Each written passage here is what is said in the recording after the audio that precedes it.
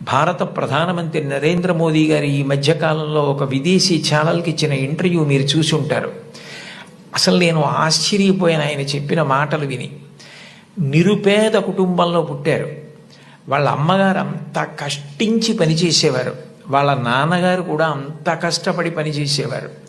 ఆయన ఆ ఇంటర్వ్యూలో ఒక మాట అన్నారు, అసలు నాకు బూట్లు వేసుకోవడం అంటే తెలియదు, కానీ బూట్లు లేవన్న పేదరికం మా మనసుకి అందకుండా మా అమ్మ పెంచింది. అంటే ఉన్నదానిలో అంత తృప్తిగా బ్రతకడం మా అమ్మ నేర్పింది. మాకిది లేదు, మేము చేతకాని వాళ్ళం, మేము వెనకబడిపోయాం అన్న భావన కలిగితే ఉత్సాహం రాదు.